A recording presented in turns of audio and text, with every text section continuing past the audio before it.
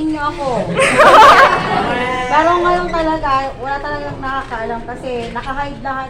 Well, ako lang naman ang nakakaalam. Kaya sabi ko, kung sino ang makakapag-greet sa akin ng talagang may confident na birthday ko, ililibre ko.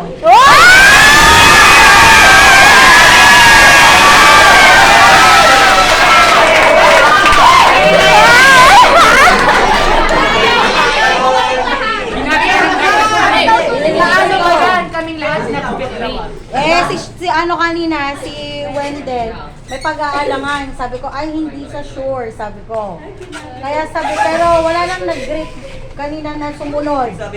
Kaya sabihin ko talaga sana, si Wendell na talagang ililibre ko lang. Ay! Pero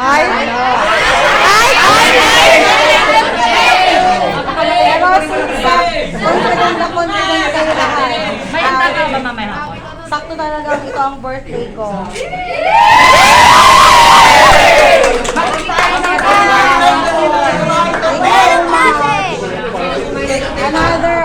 Another part of the year, being with you. Talagang ang 65 na siya. ang pagpapasurprise ninyo ay kakaiba sa lahat. Kasi yung mga sumunod na handle ko from Amikis na second year bago mag-pandemic, walang nakakaalam ng birthday ko. So lahat sila nakamute lahat kasi hindi nagpa-appear sa timeline. Pero itong taon, after the last na advisor ko, last 2018, yun yung last nagkaroon ako ng surprise. So ito yung masasabi kong best part of the year. Another memories. Kasama kayo. At the same time, talagang very consistent naman kayo na it's not the presence, it's not everything, pero yung thought. At the same time, yung effort ninyo na talagang hinanap nyo pa talagang ano yung kwan ng birthday ko, ano. Hoy, nag-imbestiga ako. Sabi mo noon, yes ka.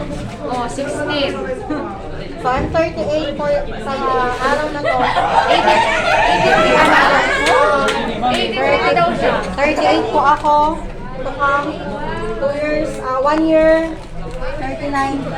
Natakpas na rin po ako ng kalendaryo. Pero masaya ako kasi yung aking 38th birthday na-spend ko po sa inyo. Kahit naman hindi kayo nakapag-surprise pero masaya ako. Kasi another year, another blessing, another na pagsalamat sa Panginoon. And of course, wala naman akong ibang wish kundi ang taon na to, lahat ng mga programs natin, lahat ng kakasaya as a part of your junior high school, mangyari lahat at higit sa lahat, good health sa bawat isa sa atin.